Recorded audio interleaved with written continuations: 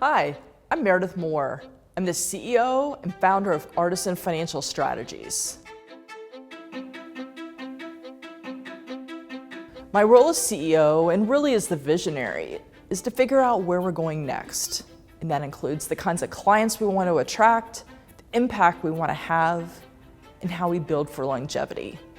I also meet with new potential clients, I shape our content strategy, and work closely with our internal team.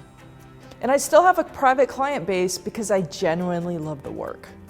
I love helping people grow, protect, and use their wealth intentionally. And whether it's creating legacy, supporting philanthropy, or just optimizing for taxes, it all matters when it's rooted in who they are. People often ask why I started this firm. Right out of Georgia Tech, I knew I wanted to create something of my own. And back then, women entrepreneurs weren't widely modeled. Financial services was a place where I could create something from scratch, something real, and most of all, something impactful. I didn't want to just make a good living. I wanted to make a meaningful difference. I work with other high-impact people. Typically, they're entrepreneurs with 10 million plus in revenue, or senior leaders in corporate America.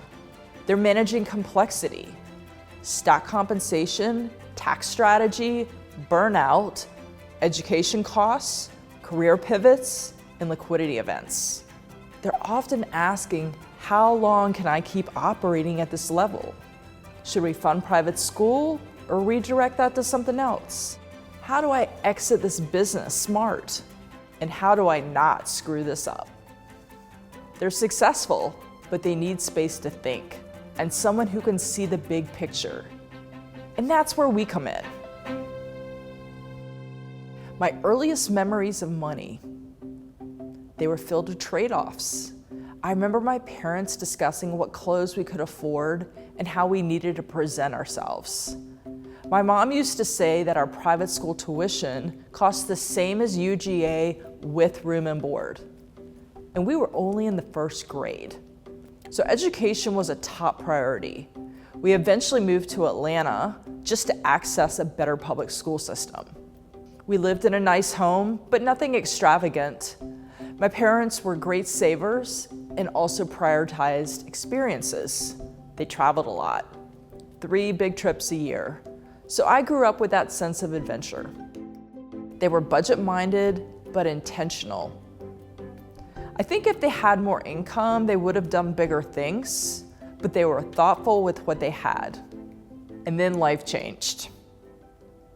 My mom was diagnosed with cancer when I was in the 7th grade and fought it for years. She passed away after I graduated from college. And then in 2005, just 6 weeks after my son was born, I was diagnosed with a glioblastoma, or brain cancer. After 20 years, statistically, I shouldn't be here. I was in chemotherapy when my mom died, and then I went through a contentious divorce. So yeah, I built from the ground up. No safety net, new mom, sole earner, running a business, grieving, recovering, fighting for my life. That's the kind of season that shapes who you are.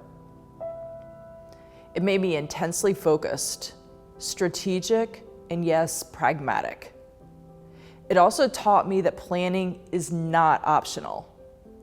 When people say, I don't want to talk about that, I say, I understand, but that doesn't mean that it won't happen. That's why our planning philosophy always starts with protection first. Because when life happens, no one cares how your small cap value fund performed. They care about having options, about making decisions from a place of strength, not fear. Early in my career, I started noticing something that just didn't sit right with me. I heard advisors talk about making decisions that would pay them more, not serve the client better. And I thought, absolutely not. And that's when I knew. If I was gonna stay in this business, I had to do it differently. I wanted to go in deep with clients. I wanted to be in their lives, not just manage their money. And that meant building a planning-first practice. Sure, it's not the highest margin model, but the impact, unmatched. I figured out very early on that everything needs to integrate. Taxes, investments, insurance, estate planning, and business strategy. And almost no one was talking about integration in the late 90s. Everyone said that they did it all, but nobody actually coordinated anything. So I leaned in. I started charging planning fees in 2004, well before it was common, especially on the insurance side of the industry. Not because I needed to, but because I wanted the credibility. I wanted to signal, this is not about product, this is about strategy. Eventually, I stopped trying to win every case or convince people who weren't ready. I knew I wanted to work with people who I could serve best. People who wanted transparency, depth, and truth. People who understood that this is a high trust, high intimacy relationship. Clients call me all the time and say, hey Meredith, I know you're not my therapist, but, and that's exactly right. This is a personal business and I care. And maybe too much sometimes. I carry my clients' stories with me. And I believe the people we work with deserve to know the why behind every recommendation, not just the what. We take an education-forward approach. For those who want high level, that's fine, but we also come prepared to go deep. Because the smarter the questions you ask, the better the outcomes we can create together. What we do here at Artisan isn't transactional. It's not about selling products. It's about building a relationship over time that grows and evolves alongside your life. We don't take shortcuts. We don't do black box advice. We sit in the complexity with you, and we bring clarity where there used to be noise. That's what we do, and that's why I built this firm.